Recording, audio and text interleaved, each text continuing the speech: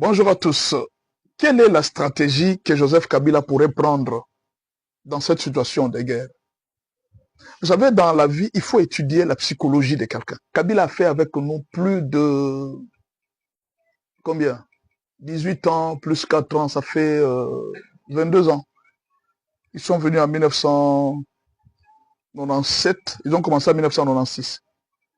Et aujourd'hui, nous sommes en 2026, ça fait 30 ans. Si aujourd'hui nous comptons jusqu'à aujourd'hui, ça fait 30 ans.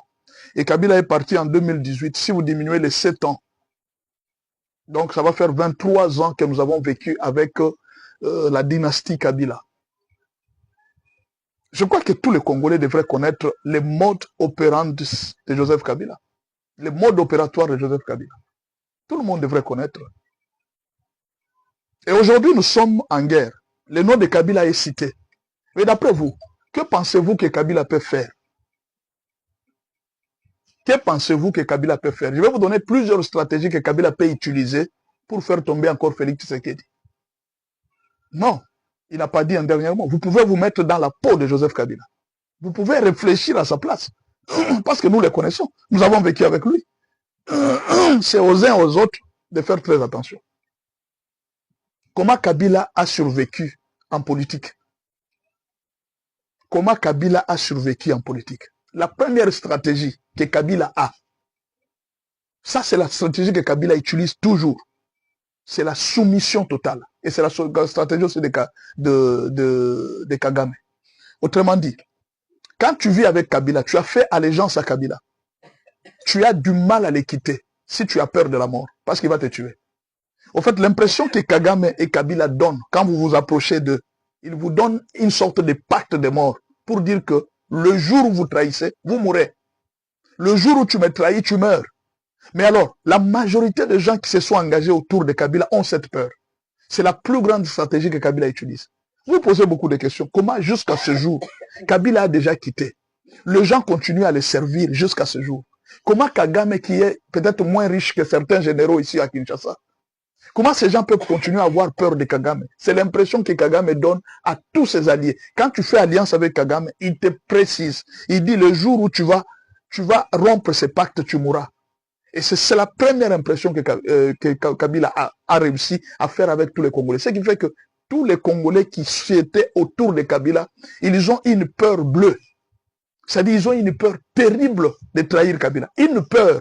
Vous allez voir un général, il a une peur terrible de trahir Kabila. Il ne se sent pas libre. Quand Kabila arrive, tu dois trembler. Quand Kagame arrive quelque part, tu dois trembler. Tous ces gens qui s'allient à Kagame et à Kabila, c'est la même psychologie. Ils ont une peur terrible, une peur de mourir. C'est la première stratégie de Joseph Kabila. Et cette peur, jusqu'aujourd'hui, beaucoup de gens qui ont servi Kabila continuent à l'avoir. Que ce soit les généraux. Ils continuent à obéir aux ordres de Kabila, même après son départ. C'est une stratégie qu'ils utilisent. Et même Kagame, après son départ, plusieurs Rwandais continueront à se soumettre à lui. Vous pouvez vous imaginer quelqu'un qui a déjà quitté le pouvoir, mais les gens continuent à se soumettre à lui. Vous vous posez la question, mais comment ça? Mais il a déjà quitté le pouvoir, oui. Il quitte le pouvoir, mais les gens continuent à se soumettre à lui. C'est la première stratégie que Kabila utilise. La deuxième stratégie que Kabila utilise, c'est le silence. Kabila, c'est genre de serpent. La nature de Kabila, c'est pratiquement comme un serpent. Le serpent, c'est un animal, un chasseur, un fin chasseur. Pourquoi? La force d'un serpent, c'est le silence. Le serpent peut vivre dans votre maison. Le serpent peut vivre avec vous. Le serpent peut rester avec vous pendant longtemps. Vous ne saurez pas où il est et qu'est-ce qu'il fait. Vous ne saurez pas. Il ne sort que pour piquer. Et là, c'est très dangereux parce que même quand il y a un silence, on ne sait pas ce que Kabila est en train de mijoter. On ne sait pas. On ne sait pas ce qu'il est en train de mijoter pour le moment. D'où, il ne faut pas toujours voir le silence de Kabila comme une faiblesse dont il n'a plus rien. Non.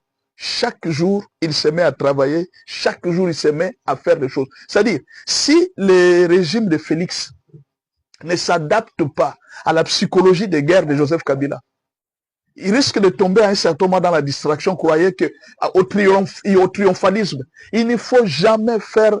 Il faut faire très attention avec le triomphalisme devant Joseph Kabila. C'est quand vous vous taisez, quand vous êtes dans le triomphalisme qu'il profite pour frapper. Regardez bien, je ne sais pas si vous avez déjà remarqué, c'est la même psychologie de Kagame. Qu'est-ce que Kagame fait généralement? Quand vous êtes dans la victoire, quand Félix se déplace en Europe, quand il y a match, pendant que vous êtes en train de fêter, ouais, les léopards ont gagné, vous allez apprendre que Kagame vient de prendre des terres, il vient d'attaquer. Il profite de ce moment de distraction pour frapper. Alors il faut faire très attention, il ne faut pas jouer facilement avec le triomphalisme. Même pendant que nous serons au match du mondial, nous devons faire très attention et veiller à tout moment, parce que c'est pendant ce moment-là que la frappe arrive. C'est la même psychologie.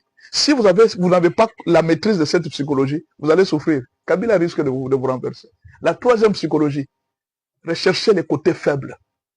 Alors là, c'est le maître des jeux. Kabila, c'est le maître des jeux en cherchant la faiblesse des gens. Kabila veut utiliser la faiblesse des gens à un niveau très élevé. C'est-à-dire quoi la faiblesse des gens? La faiblesse des gens, c'est... Vous étudiez les gens, vous étudiez leur psychologie, vous savez que ces gens aiment ça, ils aiment ça, ils aiment ça. Ok, comme on sait que ces gens aiment ça, vous leur donnez exactement ce qu'ils cherchent. Et maintenant, vous leur faites signer un pacte. Il dit, si vous ne faites pas ce que nous attendons de vous, vous allez voir. Vous ne pouvez pas manger l'argent de Kabila et s'en tirer facilement. Non, ce n'est pas facile. Tout celui qui a mangé l'argent de Kabila sait qu'il doit payer d'une manière ou d'une autre. Tu dois les payer. Tout le monde le sait. Quand tu es avec Kabila, tu ne peux pas manger son argent et partir comme ça. Non, tu dois payer. Vous voyez?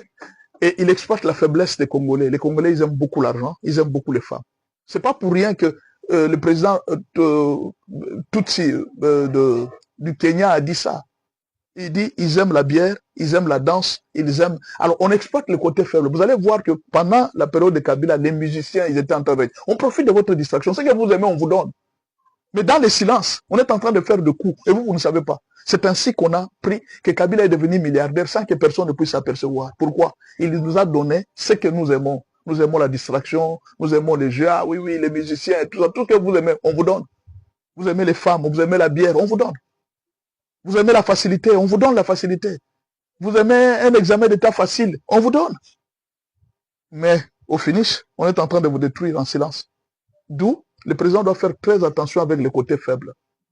Vous voyez, les maillons faibles de la RDC, c'est l'organisation interne. C'est-à-dire, il y a des provinces où il n'y a pas de route, des provinces où il n'y a pas de soldats, des provinces où le pays est tellement immense. C'est dans ces petites provinces-là où il n'y a pas de soldats, où il n'y a pas de contrôle, que Kabila peut profiter pour frapper. La force de Kabila, c'est d'avoir des antennes partout. Voilà pourquoi cette guerre nous est parfois difficile. Et l'État doit aussi faire un effort d'utiliser des antennes partout. Vous voyez, c'est une stratégie que l'État doit prendre. Kabila a des antennes partout. Vous pouvez les négliger ici, vous les trouvez, non, il est à l'équateur. Vous pouvez les négliger ici, vous les trouvez. C'est la même stratégie que Kagame utilise. Il utilise, imaginez que nous sommes en train de nous battre avec Kagame. Kagame utilise 3 fronts, même 4. Il utilise les politiciens à Kinshasa, il utilise les M23, il utilise les ADF, il utilise Kagame a plusieurs fronts. Et c'est la même stratégie de Kabila. Kabila a aussi plusieurs fronts. Ils ont la même psychologie de guerre. Et nous là, nous ne devons pas nous laisser distraire.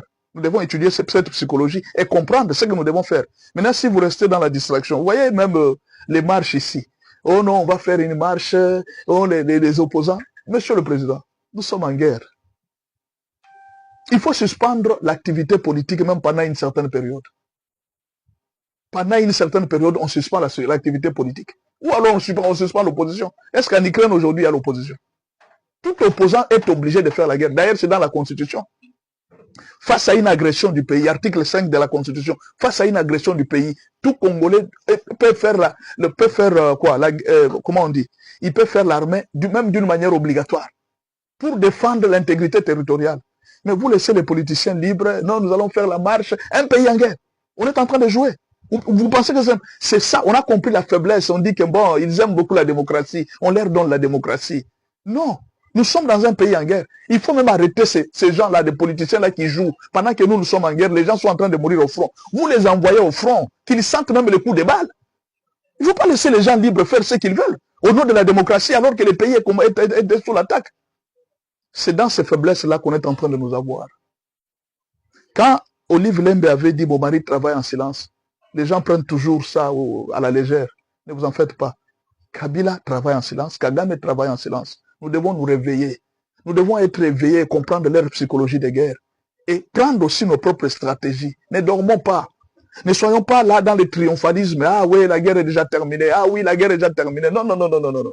Utilisons une stratégie très dure pour lutter contre cette guerre. Merci beaucoup. C'était juste une simple analyse. Que Dieu vous bénisse.